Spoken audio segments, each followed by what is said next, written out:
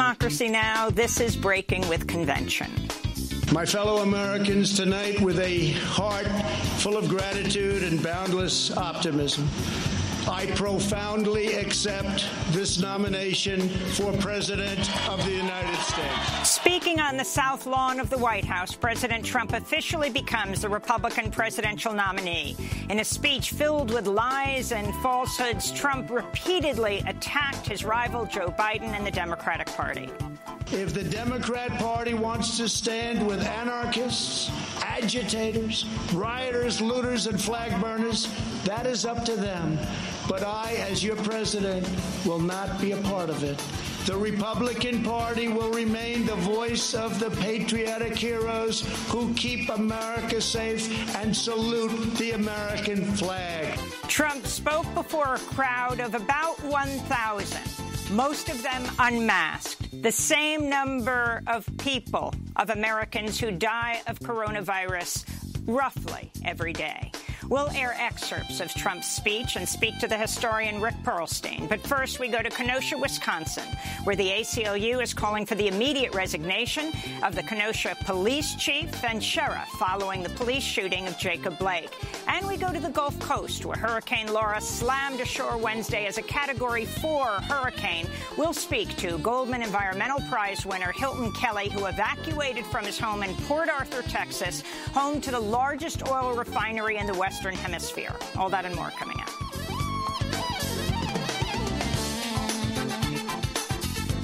Welcome to Democracy Now!, democracynow.org. We're breaking with convention. I'm Amy Goodman. President Donald Trump formally accepted the Republican Party's nomination Thursday night before a crowd of about 1,500 people on the South Lawn of the White House. In defiance of social distancing rules, attendees sat shoulder to shoulder with few people wearing masks. Trump spoke as the U.S. death toll from the coronavirus topped 180,000, by far the highest total in the world. During his speech, Trump defended his administration's handling of the pandemic. We are delivering life-saving therapies and will produce a vaccine before the end of the year, or maybe even sooner.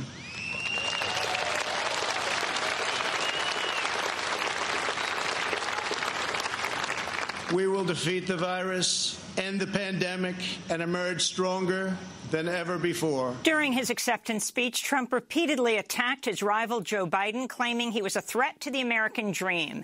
CNN reported Trump's speech included at least 20 lies and misleading statements. We'll have more on Trump's speech later in the broadcast. The United States reported more than 1,100 new coronavirus deaths Thursday as the Centers for Disease Control and Prevention warned the U.S. is on track to record its 200,000th death from COVID-19 by the fourth week of September. Public health officials say the true U.S. death toll likely passed that grim milestone weeks ago. In Arizona, two sisters from the Navajo Nation, Cheryl and Corinna Thin, have died of COVID-19 just weeks apart, age 40 and 44. Both sisters worked as frontline health care workers. They're among nearly 500 people to die of the coronavirus on the Navajo Nation, which has one of the highest infection rates in the world. Meanwhile, the Daily Beast reports the University of Alabama ordered faculty members to remain silent about students who test positive for the virus, arguing alerting their classmates would violate federal privacy rules. In an email, the professors were admonished, quote, "Do not tell the rest of the class," with the word "not" underlined. In Louisiana, at least 6 people were killed after Hurricane Laura came ashore Thursday as one of the strongest recorded storms ever to hit the United States. The Category 4 hurricane failed to produce the massive storm surge feared by forecasters, but brought fierce winds of up to 150 miles per hour that overturned vehicles, ripped the roofs off houses, shattered the glass windows of a 22-story office tower. The storm triggered a massive fire at a chemical plant near Lake Charles that sent plumes of black smoke and poisonous chlorine gas billowing across Interstate 10. Local residents who hadn't already evacuated were ordered to shelter in place with their windows and doors closed. The hurricane also toppled a century-old monument to a Confederate soldier on the lawn of a courthouse in Lake Charles.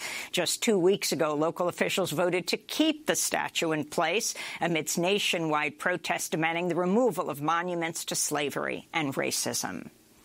In Wisconsin, the father of Jacob Blake said Thursday his son is being handcuffed to a hospital bed in Milwaukee, where he remains paralyzed from the waist down after he was shot 7 times at point-blank range in the back Sunday by a white Kenosha police officer. Jacob Blake Sr. said it remains unclear what charges, if any, his son faces. Jacob Blake is African-American. The white officer who shot him, Rustin Chesky, has been placed on administrative leave and has not been fired or charged with a crime.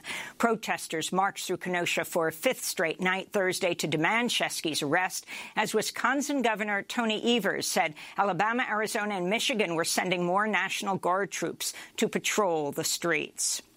Meanwhile, Kenosha County prosecutors Thursday brought 6 charges against Kyle Rittenhouse, the 17-year-old white militia member who was filmed killing 2 people and injuring a third with an AR-15 assault rifle during protests in Kenosha Tuesday. If convicted of first-degree intentional homicide and first-degree reckless homicide, Rittenhouse faces up to life in prison. This comes as the American Civil Liberties Union is demanding the immediate resignation of Kenosha Police Chief Daniel Miskinis, who on Wednesday blamed curfew violators and not militia members for Tuesday's deadly violence. The ACLU is also demanding Kenosha County Sheriff David Beth step down as video resurfaced of racist remarks he made in 2018. During a news conference that year, Beth described black people accused of shoplifting and crashing a stolen car as, quote, garbage people that fill our communities that are a cancer to our society, unquote. Let's put them in jail. Let's stop them from truly, at least some of these males going out and getting 10 other women pregnant and having small children. Let's put them away. We put them away for the rest of their lives so that the rest of us can be better. Kenosha County Sheriff David Beth. In a statement, the ACLU said the actions of the sheriff and police chief, quote, uphold and defend white supremacy while demonizing people who were murdered for exercising their First Amendment rights and speaking out against police violence. After headlines, we'll speak with the head of the ACLU Wisconsin. In North Carolina, Ronnie Long, an African-American who spent 44 years behind bars for a crime he didn't commit, walked out of the Correctional Institute, the prison, Thursday, a free man. In 1976, Long was convicted of rape by an all-white jury and sentenced to 80 years in prison. In 2015, his lawyers learned investigators had withheld exculpatory evidence proving his innocence, while witnesses for the state committed perjury at his trial. It would take several more years and a ruling by the 4th U.S. Circuit Court of Appeals for Long to win his freedom. In sports news, professional athletes continued work stoppages Thursday to protest police violence and racial injustice. At the start of the Mets-Marlins game here in New York yesterday, both teams walked onto the field and stood silently for 42 seconds in honor of the first African-American player in the major leagues, Jackie Robinson. Then they walked off the field, refusing to play, leaving a Black Lives Matter T-shirt draped over home plate. In total, 7 Major League Baseball games were postponed Thursday. The NBA, the Women's WNBA, and the National Hockey League also postponed games, and 9 NFL teams canceled practices amidst player protests. In Washington, D.C., tens of thousands of protesters from across the country are expected to march on the Lincoln Memorial today, joining ongoing demands for criminal justice reform and outcry against police brutality and racial violence. Participants will include the Reverend Al Sharpton, the families of George Floyd, Trayvon Martin, Eric Garner, Ahmaud Arbery, Jacob Blake, and Breonna Taylor. Today marks 57 years since Martin Luther King Jr. gave his 1963 I Have a Dream speech in front of the Lincoln Memorial, as well as the anniversary of the murder of 14-year-old Emmett Till, who was lynched by a white mob on August 28, 1955, in Money, Mississippi. Meanwhile, the Movement for Black Lives is hosting the Black National Convention tonight, a virtual event showcasing the power and resistance of the Black Lives Matter movement. The Labor Department reports another 1 million U.S. workers filed initial unemployment claims over the last week, the 23rd straight week in a row that jobless claims shattered their pre-pandemic record. Meanwhile, the S&P 500 stock market index closed at an all-time record high on Thursday, and Forbes reports Amazon CEO Jeff Bezos has become the first person ever to amass a $200 billion fortune. In Japan, Shinzo Abe said Friday he's resigning as prime minister due to poor health. Over nearly 8 years in office, he remained pro-nuclear despite the 2011 Fukushima nuclear meltdown following the earthquake and tsunami. Throughout his career, Abe tried unsuccessfully to do away with Article 9 of Japan's constitution, which renounces war and bars Japan from using or threatening to use military force. In Coolidge, Arizona, members of several indigenous communities, including the Tohono O'odham Nation, on Wednesday temporarily blocked access to a site where 30-foot steel barriers are assembled for use in the construction of Trump's border wall. No border, no wall. No border, no wall. No border, no wall. The tribal members were non-violently protesting the ongoing desecration of sacred sites on ancestral indigenous land by construction crews building the wall along the U.S.-Mexico border. In related news, the New York Times reports top officials with the Department of Homeland Security in 2018 suggested deploying to the U.S.-Mexico border a so-called heat ray designed by the military to make people's skin feel as if it's burning when they're within range of the weapon's invisible beams. The disturbing suggestion reportedly came 2 weeks before the 2018 midterm election as President Trump pushed for extreme action to stop a caravan of thousands of refugees, mostly from Central America, coming to the United States. In more immigration news, refugee rights groups have filed a complaint with the Department of Homeland Security's Office of Civil Rights demanding the agency investigate violent and discriminatory practices against black refugees imprisoned at the Pine Prairie ICE Processing Center in Louisiana. 48 Cameroonian refugees held at the jail have launched another hunger strike protesting their indefinite detention, inhumane conditions during the pandemic, and racist treatment by prison staff. They've been reportedly retaliated against with solitary confinement after demanding their asylum claims be heard. This is video testimony of the Cameroonian hunger strikers published online in June. But the judge keeps saying that we are criminals. He doesn't believe what we are saying. So we are pleading with the people outside, all the NGOs, Southern Poverty, or the Congress people, please, the United States as a whole. We beg you people to help us in here. Help us in here. We are dying. We are dying for real. In Texas, the body of a missing soldier stationed at the Fort Hood Army base was found Tuesday night hanging from a tree some 30 miles from the base. 23-year-old Elder Fernandez went missing last week. He'd recently reported being sexually abused at the base and was working with an investigative unit. Last month, the remains of 20-year-old Fort Hood soldier Vanessa Guillen were also discovered near the base after she was bludgeoned to death and disappeared in April by a soldier Guillen had accused of sexually harassing her. Fernandez is the 13th Fort Hood soldier to have disappeared or been killed this year. And a U.S. District Court judge in Washington, D.C. has halted today's planned execution of Keith Dwayne Nelson, ruling the federal government failed to get a legally required prescription for the lethal injection drug pentobarbital. The ruling came just one day after the only Native American on federal death row, 38-year-old Lesmond Mitchell, was put to death using the same drug over the objections of the Navajo Nation. And those are some of the headlines. This is Democracy Now!, democracynow.org. We're breaking with convention. I'm Amy Goodman. We begin today's show in Wisconsin, where the father of Jacob Blake said Thursday his son is being handcuffed to a hospital bed in Milwaukee, where he remains paralyzed from the waist down after he was shot 7 times at point-blank range in the back by a Kenosha police officer. Jacob Blake Sr. said it remains unclear what charges, if any, his son faces. Jacob Blake is African-American. The white officer who shot him, Rustin Chesky, has been placed on administrative leave, has not been fired or charged with a crime.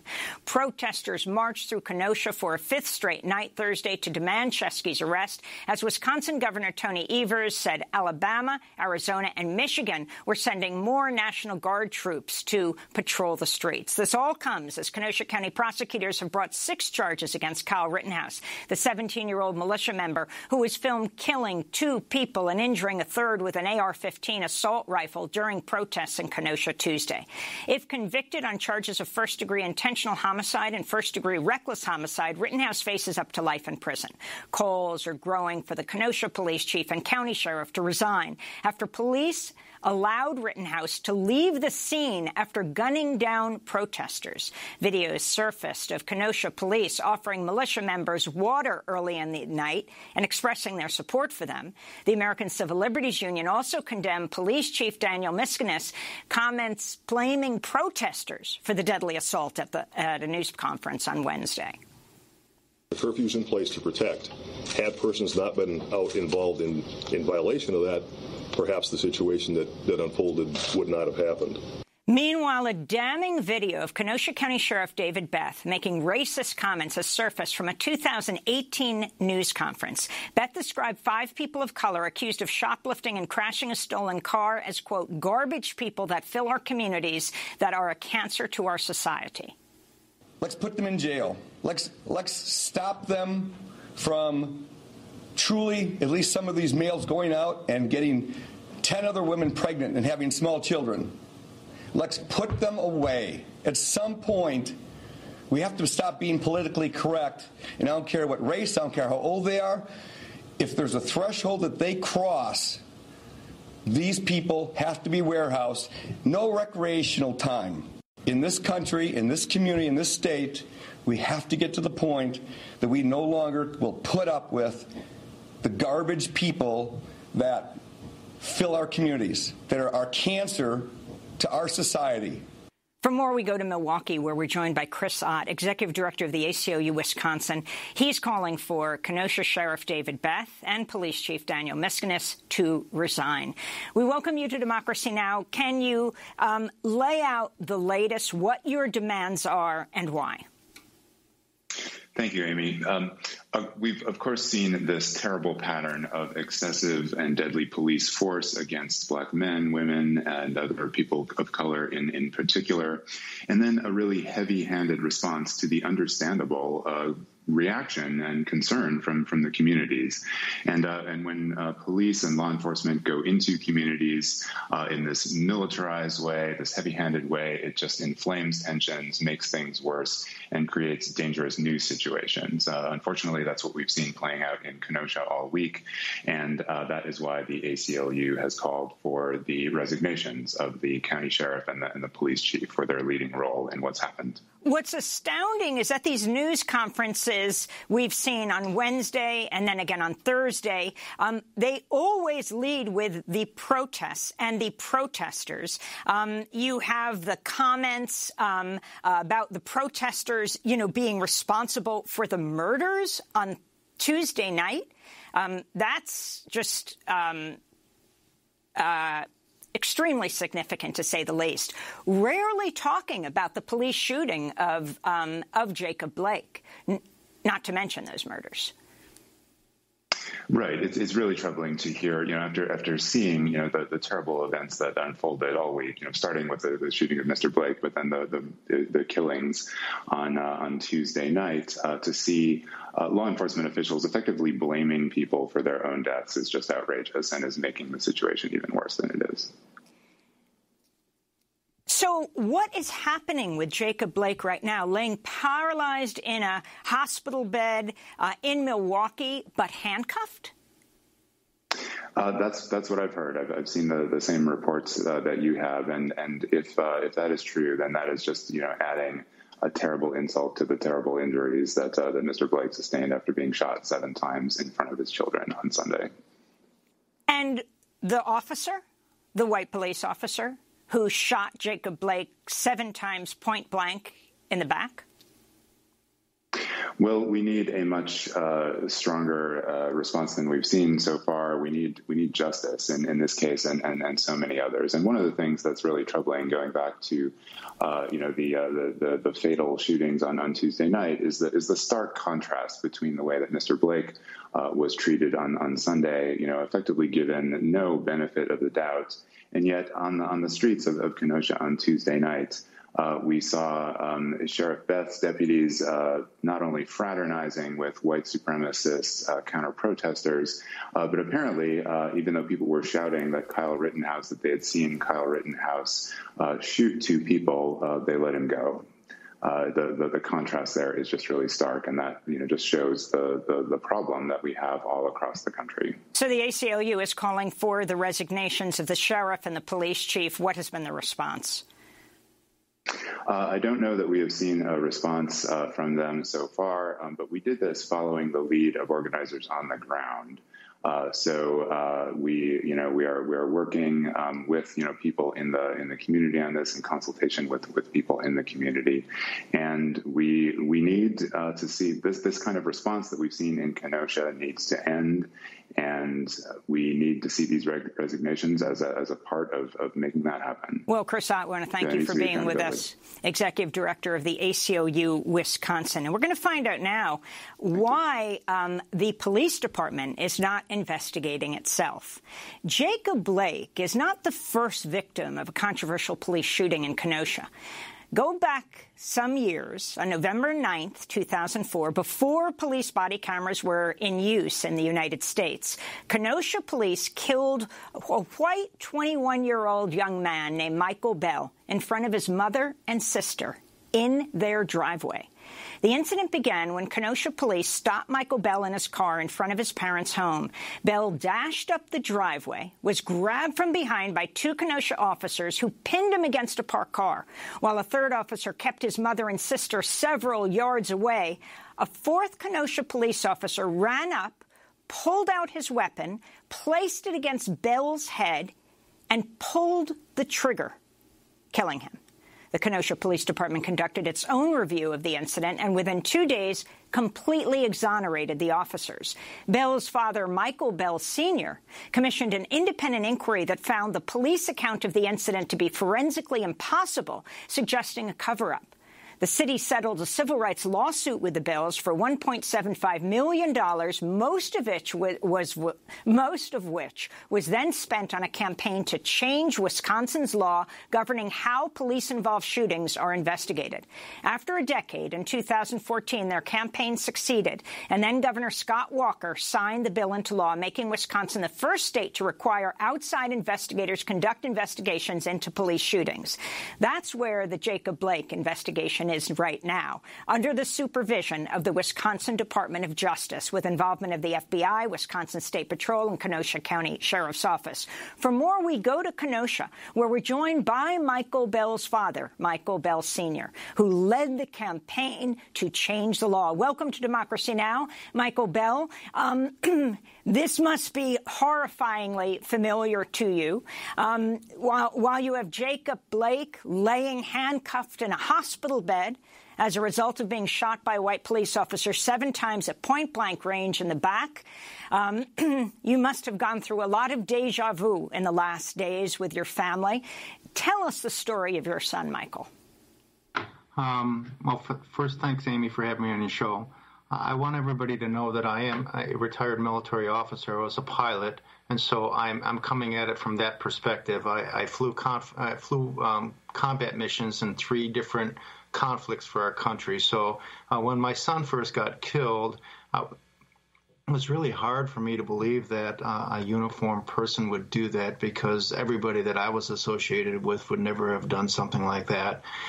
It was really sad that I didn't even believe my own daughter's version of it. It took me about 10 weeks or so before I understood the truth, just because I was just so hardened as a pro-uniform type of person. My son had come home from a night out with friends. He'd pulled in front of his own home. You can go to michaelbell.info and you can watch the dash cam video. An officer who he had a run-in with just weeks before pulled up. My son was not a perfect angel. He did have a pending DUI. Also, he was a college student and he was employed. And so essentially this officer approached him, and it wasn't even in a nice manner. It was essentially, get back in a car, get back in a car. My son... He worked with the officer. He started moving back to the car. The officer saw somebody in the front seat, and he pulled my son off camera. Then it didn't put him in a car. Very quickly, the officers made some accusations, which turned to be false. He accused my son of speeding and running a stop sign, but you can see the dash cam video. And also in the civil rights trial, we negated all those claims. Eventually, my son refused a breathalyzer, and an officer went to arrest him. They tased him. You can hear him scream. He ran to the back of the home, and Michael's mother and sister heard the commotion. They ran downstairs, and also a number of other people turned on their porch lights to watch what was going on. And my son was essentially bent over a car and handcuffed, and an officer screamed, "He has my gun." And an officer arrived on the scene, placed his gun directly to my son's temple. He tried to fire it, but because the slide was disengaged, the gun wouldn't fire, so he put it back to my son's temple a second time, and he fired a deadly shot. The officer in charge gave him a direct command? Yes, shoot. And I have to tell you that I have investigators on my team that are retired police officers, and we've later uncovered that the officer who said he has my gun had made an honest mistake. He had backed himself up into a car mirror. The car that was in question here was a Nissan Pulsar and had a very thin driver's side mirror, and it fit perfectly between what was called a jacket gap. In Wisconsin, the winters are kind of cool, and so the holsters are set up in such a way that your gun can remain on the outside of your jacket, and it kind of looks like a hook on the top of a cane. Well, this officer backed into this mirror, and as he twisted, he felt a tugging on his gun, and he immediately called out, "He has my gun," and that's when the problem occurred. Now, I understand as a military officer that types of things like this occur in combat situations that are highly volatile. But the problem that I had was this: is that the Kenosha Police Department covered up the true facts of the case, and in addition to that, those facts are ongoing today, and this investigation is not over with. We're looking to find the truth about my son's case, and that's why we're still pushing it. So you have the police officer who you believe his holster was pulled. He was up against the driver's side outside mirror. Then you have the police officer who had Michael in a bear hug. And you had this all described because his mother and sister was right there being held back by a fourth officer. And this third officer, you believe, came in between Michael being held in a bear hug over the hood of the car and this officer who thinks Michael has his gun, but in fact it's the mirror that has his gun. And this officer comes in between them and puts the gun to his head because he's shot in the right side, in the right temple, and pulls the trigger. That's absolutely correct. And we knew that from early on. And it took us several years to finally catch them. In 2007, under video depositions, my attorney, Patrick Dunphy at Cannon and Dunphy, he allowed all the officers to tell their lies. And after the fourth officer told a lie, Lieutenant Kruger, he handed him a copy of the forensics examiner's report that showed that my son was sat in the right side of the head and the bullet exited the left side of his head. And then they were caught. And then they turned around and tried to recreate a different version where the officer was placed in the front of the car and he had to twist my son's head around. I want your listeners to understand that the police in Kenosha had changed their testimony 19 times. Eyewitness testimony never changed once. The officer who killed my son actually changed his testimony 6 times. And so that's the problem that's going on right now here in Kenosha, is that even though we fought for an independent investigation, all that investigation is going to go back to a district attorney who has been ignorant of all the facts of the Michael Bell case. And so I am very worried about whether justice is going to be served in the Jacob Blake case. So I'm going to talk about that in a second, where this Jacob Blake case is right now, who's doing the investigation. But take us a step further. Michael is killed in 2004. You have your own investigation done, an independent investigation, completely conflicts with the police investigation that exonerated all the officers. Then in 2010, talk about the officer who took his own life.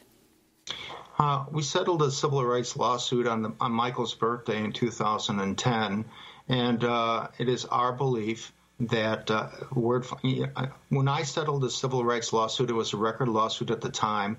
I refused to accept a non-disclosure or confidentiality agreement. It was important to me to make sure that Michael's story was told and these facts can continue to come onto the public. Well, the city was under such pressure at the time to settle that they accepted under those conditions. And later in the summer, I started taking out billboards along interstates in Wisconsin, and those billboards said, "When police kill, should they investigate themselves?" And word got to the officer that the case was still open. And October 30th of 2010, the officer who mistakenly said that Michael had his gun took his own life. And that's the sad part about it. Say that again. Listener, that's the sad part about it, is that the officer that hooked his gun on a car mirror took his own life on October 30th, 2010. And I want your listeners to understand that there's tragedy on both sides of this, that the families of officers are grieving, that Officer Eric Straussbaugh's 2 children are growing up without a father. Our family is devastated by this, and that is why I am unrelentingly challenging the current system. And we accomplished the first part of that in 2014 by passing a law that says police cannot investigate themselves after a fatal deadly shooting. And just this week, we're getting ready to introduce new legislation, which is a second part of our journey forward. And I want everybody to remember that I'm a military pilot, and flying jets in combat scenarios is very dangerous. And the way we stay alive is by investigating previous mishaps thoroughly, understanding the true root causes, and then implementing safety recommendations to make sure that it doesn't happen again. I wrote an article, and your listeners can look for it. It's called The Insanity of Finding Fault versus Fixing Cause. And what I did is I took an airplane crash, and I also took a police shooting, and I compared them side by side, and I showed how one changed aviation forever for the better, and the law enforcement side, nothing changed. And that's why we are in this continuing cycle. So in 2007... So, Michael Bell, I just want to ask, the law you got passed in 2014, and this bears directly on Jake Blake's case, the law you passed took an investigation of an officer-involved shooting out of Kenosha, and the Attorney General of Wisconsin is now in charge of it. But when I watched that news conference on Wednesday, it was then explained that once they do the investigation, maybe it takes, 30 days, they then go to they send that information back to the DA, and he does like a thumbs up or a thumbs down. Is there enough evidence here to convict? He decides that, the Kenosha DA. And that's right. And the Kenosha DA has been a thorn to this from the beginning. I mean, you have all this changing testimony. You have forensically impossible facts on my son's case, and the Kenosha DA turns a blind eye to it. And I am very worried that the Kenosha DA is going to do that same thing with Jacob's case. I have been telling everyone that we should be doing like New York and New Jersey. The governor of New York did an executive order that said that all police shootings have to be prosecuted by outside prosecutors. So this case does not need to come back to a DA that has a long-term relationship with both the Sheriff's Department and the Police Department. I'm going to be releasing a video very soon that shows that the DA, Michael Gravely, here in Kenosha, colluded with the police chief to block an investigation into Dennis Miskinnis's department. And so that's one of the things that has to change. We cannot have local police shootings investigated by the local prosecutor whose political base is the families and relatives of the law enforcement officers that he provides cover for. And finally, as Jacob Blake was shot at point-blank range 7 times in the back with his little kids, 3, 5, and 8, watching in horror in the car. When you learned of this, Michael Bell, your thoughts? And do you know Jacob's family? I do not know Jacob's family. I learned about it Sunday night. We have a Facebook page, Plea for a Change, and people from that Facebook page were just sending me video after video, and so during the dinner table, first thing I did is I opened up and watched the video, and I was very appalled by what I seen. But I'm not rendering judgment until the investigation is complete. But one of the things that my eyes were drawn to immediately was a woman that was standing outside the door of the car, jumping up and down, because I know how emotionally traumatic this is to a family member and has to see it. I assure you that even though my son's case was 16 years ago, Michael's mother, Michael's sister, and the eyewitnesses that saw that case are still traumatized by the events of that night. Well, Michael Bell, I want to thank you so much for being with us. Father of Michael Bell Jr., 21-year-old young man killed by the Kenosha police in 2004. It is his father's efforts that led to the change in the law that took the investigation of an officer-involved shooting out of the hands of the Kenosha police. When we come back, President Trump accepts the Republican presidential nomination again in a speech filled with lies and falsehoods. We'll air excerpts and speak with the historian Rick Perlstein. Down in resentment, bile in my stomach, feelings of hate and a pain behind my eyes, looking at a world that's shaking slightly. My ears are filling with rubbish. I can't fight it. Can't make it work. Hello, world. Hello, world. Walking over barbed wire, sinking in the mire. I heard you singing. You sounded brave. Stepping over broken bodies, nor my trembling hands. Don't think of this as blood. I know it is. The Mekons' Hello, Cruel World, performed by Jim McHugh. This is Democracy Now! We're breaking with convention. I'm Amy Goodman. President Donald Trump formally accepted the Republican Party's nomination Thursday night before a crowd of about 1,500 people on the South Lawn of the White House. In defiance of social distancing rules, attendees sat shoulder to shoulder. Few wore masks. Trump spoke as the U.S. death toll from the coronavirus neared 180,000, by far the highest total in the world. About the same number of people sat in front of him as die every day in the United States of coronavirus. During a speech, Trump repeatedly defended his administration's handling of the pandemic. The United States has among the lowest case fatality rates of any major country anywhere in the world. The European Union's case fatality rate is nearly 3 times higher than ours, but you don't hear that. They don't write about that. They don't want to write about that. They don't want you to know those things. In fact, the U.S. has the highest total death toll in the world. With a little over 4% of the world's population, the U.S. has about 25% of the world's coronavirus deaths. 120 nations have a lower case fatality rate than the United States. CNN reports this was one of the more than 20 false or misleading statements in Trump's acceptance speech. Earlier in the day, Democratic vice presidential nominee Kamala Harris delivered a pre-rebuttal to Trump's speech and attacked his handling of the coronavirus outbreak. Donald Trump has failed at the most basic and important job of a president of the United States. He failed to protect the American people. Plain and simple.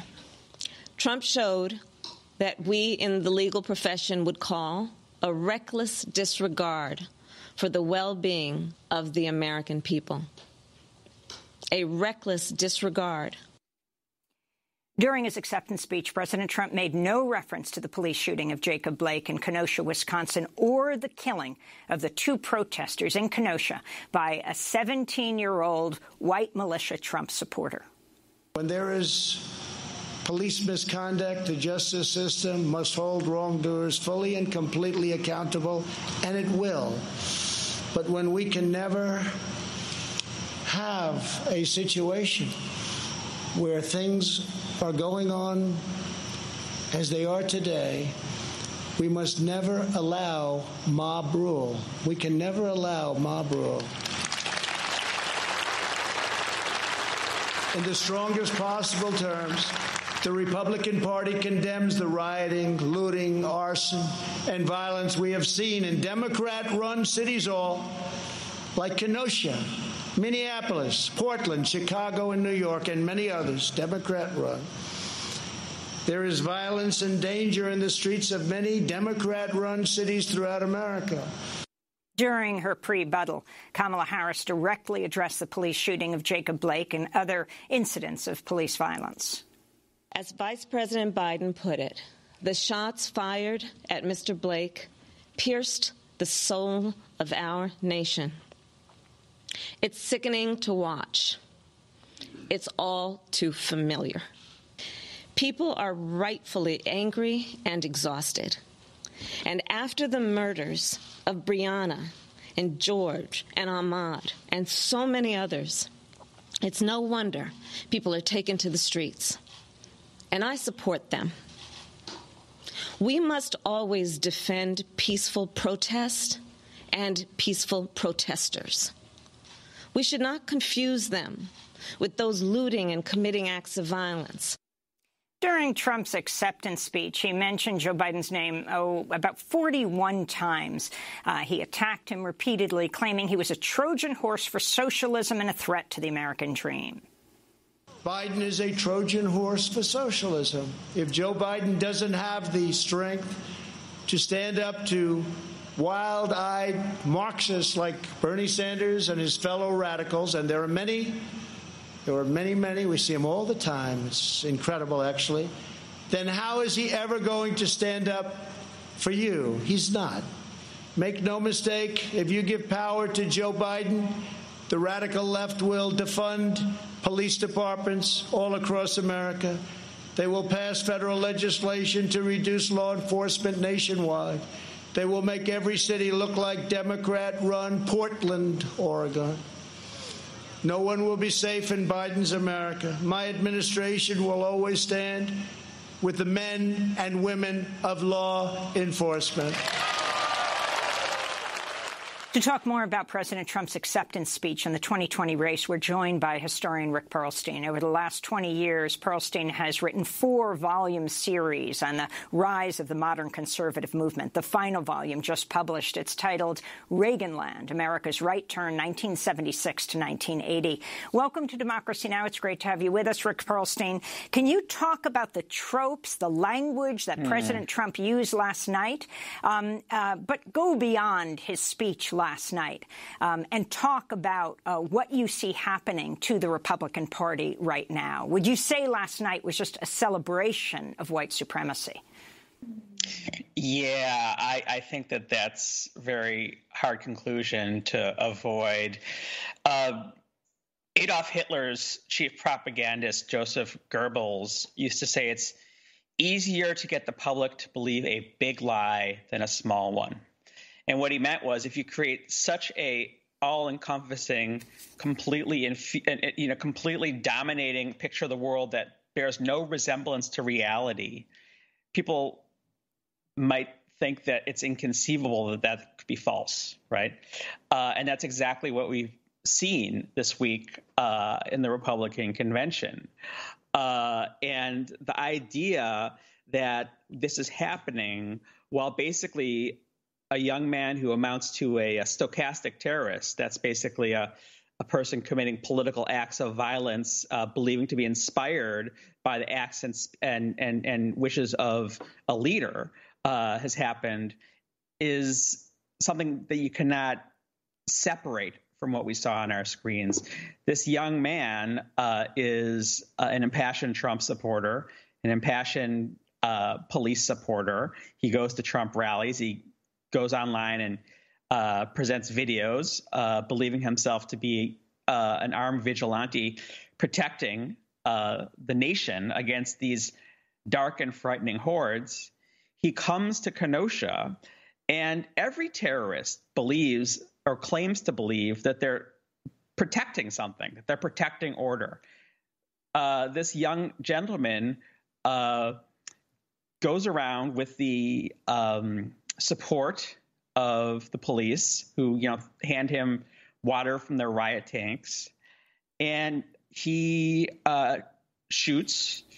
He's fleeing. People are trying to disarm him, and his first instinct is to shoot another person in the head, acting basically in line with not the things that a white supremacist Nazi writer of pamphlets says, but the things that the president of the United States does.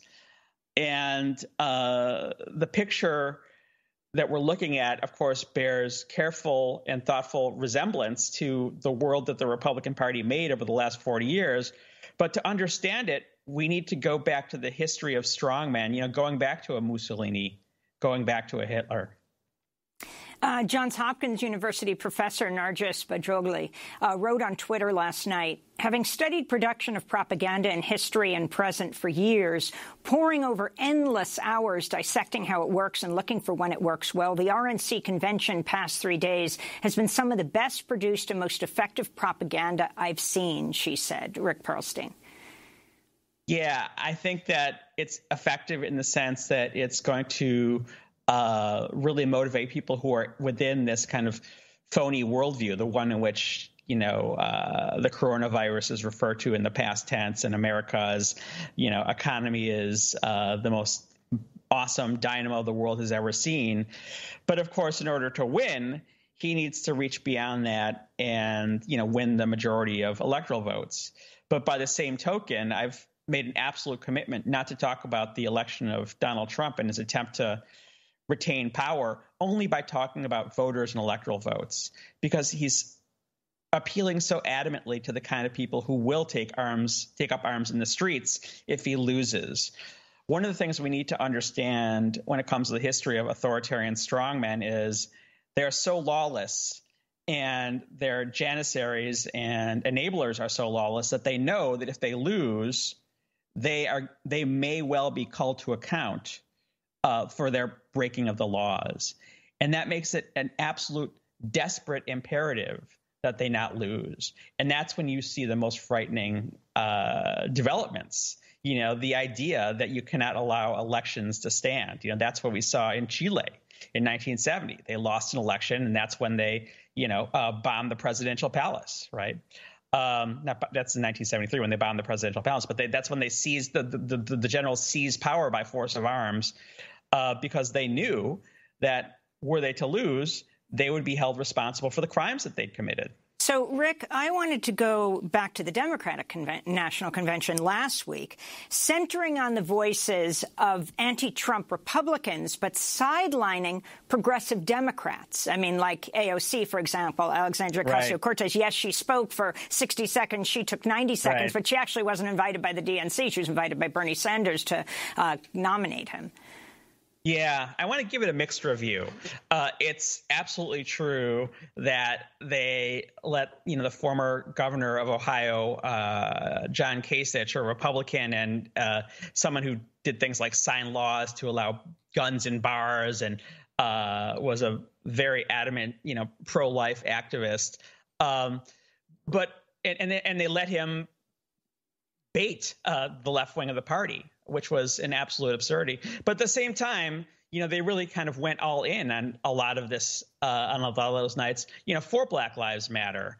And they had an unbelievably galvanizing segment about the imperative to let dreamers stay in the United States. And they had a great segment,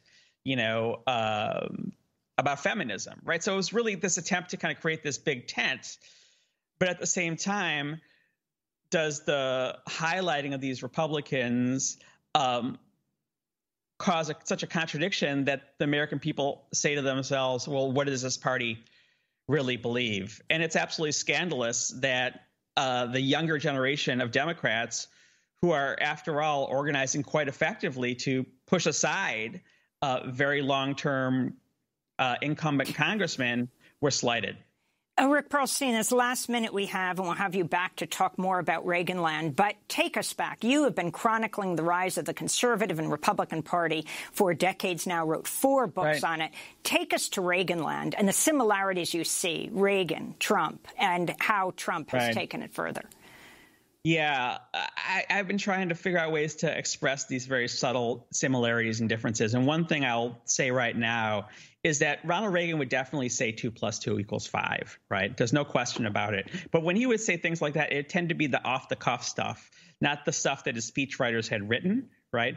Whereas when Donald Trump takes a podium and he's reading a speech, that's when he lies the most adamantly. And it shows that the kind of lying, deception, propaganda, authoritarianism is qualitatively more systematic than under Ronald Reagan. But at the same time, that it would not have been possible without Ronald Reagan and the movement around him kind of priming the Republican electorate and Republican elected officials for this kind of lawlessness and viciousness. And you, of course, say that Reagan was one of the most dangerous presidents in U.S. history. There's no question, right? I mean, whether a guy cuts, 80% out of the public housing budget in 8 years, as Ronald Reagan did with a smile or a scowl, the effect is the same, right? And one of the most dangerous things that Ronald Reagan did as president was something we saw all over in this Republican convention, which is that idea that people who criticize America are not quite Americans, right? That is the Reagan legacy, not only to America, but to the United States. And that's something that is completely unquestioned in the Republican Party. Well, Rick Perlstein, I want to thank you so much for being with us, author of 4-volume series on the rise of the modern conservative movement. The final book just published, Reaganland, America's Right Turn, 1976 to 80. When we come back, we go to the Gulf Coast. Stay with us.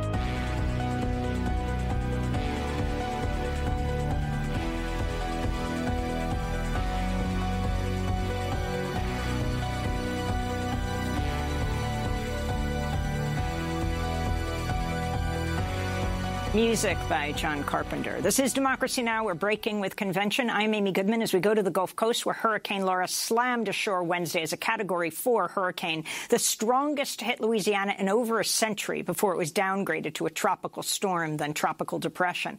Laura made landfall south of the city of Lake Charles near the border of Louisiana and Texas. At least 6 people were killed. The Gulf Coast is home to more than half of U.S. refining capacity. And as they shut down ahead of the storm, an analysis by the environmental news outlet Grist showed just 9 of the refineries would produce some 4 million pounds of excess hazardous chemicals. Hurricane Maria arrived 15 years after Hurricane Katrina struck Louisiana and sets a record pace as the 7th named storm to make landfall in the United States so far this year. For more, we're joined by Hilton Kelly, who lives in Port Arthur, Texas, which is about an hour from where the eye of the storm passed, home to the largest oil refinery in the Western Hemisphere, the Motiva refinery.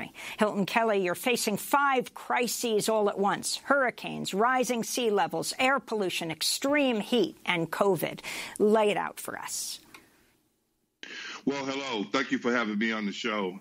Number one, we are dealing with a major issue here on the Gulf Coast, particularly with COVID-19 and pre-existing conditions that many of the citizens are dealing with here. Of course, with all the refineries and chemical plants in our area, there is a large amount of various toxins that are released into the environment, which we live in the Port Arthur, Orange, Beaumont, Lake Charles, and Cameron, Louisiana area.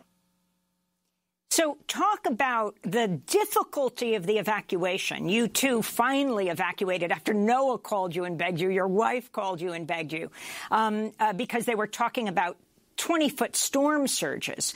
But if you can talk about the difficulty in a time of COVID, setting up shelters, how people could be protected, even going in the buses.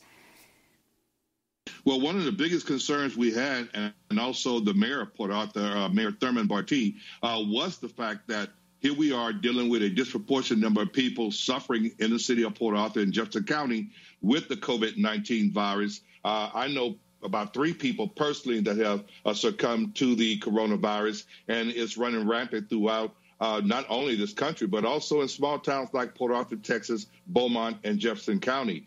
But yet here we are now faced with these major storms as we look down the barrel of Hurricane Laura. And they talked about the surges. You know, everyone was sort of bewildered on how do we deal with this? But the only thing you can do is sort of get buses lined up, and you had people sit in every other seat, which basically took away from those people that were dealing with transportation barriers. But yet at the same time, they had to do something. So they lined up quite a few buses. My wife, she also worked for the Port Arthur Transit, Marie Kelly, and she worked very diligently overtime, under time, and to get people lined up, to get people the information they needed. And they had to work well into about 4 o'clock a.m. in the morning, just answering phones to get all the people that needed rides situated, and they still fell short because there wasn't enough transportation because of the situation where they had to separate people. And, of course, you're largely talking about these areas that are overwhelmingly communities of color. Can you talk about the oil industry, the largest refinery in the world there?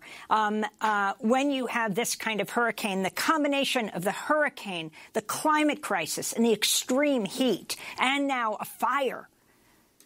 Well, when you add it all up, and to add insult to injury, whenever you have a huge storm coming at a industrial community like Port Arthur, Texas, and the Orange, Texas area, what you find is that many of these industries go into shutdown mode. And whenever they go into shutdown mode, that means they can't process the oil and make all the products that they ordinarily make. And much of the product that's left in the pipeline have to be sent to the flares and actually burn, along with a lot of the gases that build up. So what you see coming off of the smokestacks or the derricks is this huge plumes of black smoke and soot. And much of it is contaminated with benzene. Much of it is contaminated with sulfur and other toxins that are not being processed, also volatile organic compounds. And so people are ingesting all of these dangerous toxins, and at the same time dealing with COVID-19 and the extreme heat. It really exacerbates the respiratory system and also the immune system, making us more prone to be affected by COVID-19. Can you talk about the connection between the climate crisis and environmental racism, Hilton Kelly? Well, when you look at the fact that we know climate change is real, nowhere is it more prevalent than on the Gulf Coast. What we are seeing is sea level rise. What we're seeing is extreme heat.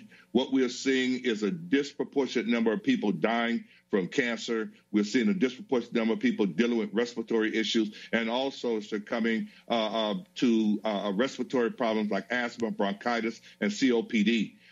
In Port Arthur, Texas, 1 out of every five households have a child or someone behind the doors that have to use a nebulizer to breathe or take breathing treatments. It's time that we do more to assist the world with ending climate change. It's time for the United States to get back into the Paris Agreement. And I think Trump, instead of rolling back some of these Clean Air Act laws and regulations, we should be looking at ways in which we can place more regulations to ensure the safety of our citizens, not only on the Gulf Coast, but across this country. It's time that we stand together, and it's time that all citizens realize that it's up to us to make sure that our environment is safe and clean for all citizens. Hilton Kelly, I want to thank you so much for being with us. Winner of the Goldman Environmental Prize, Executive Director of the Community and Power and Development Association. Thank you so much. Democracy Now! Produced with Renee Phelps, Mike Burke, Dina Guzder, Livy Rainey, Nermeen Sheikh, Maria Taracena, Carla Wills, Tammy Warnoff, Tarina Nadura, Sam Alcoff, Tamarie Astudio, John Hamilton, Ravi Karen, Hani Massoud, and Adriano Contreras. Our General Manager is Julie Crosby. Special thanks to Becca Staley, Miriam Barnard, Dennis Moynihan, Paul Powell, Mike DeFilippo, Miguel Noguera, Hugh Gran. Stay safe, save lives, wear a mask, and go to our website at democracynow.org for our coverage of the Gulf Coast, for our coverage of the conventions, for our coverage of global issues and the issue of police brutality and the climate crisis.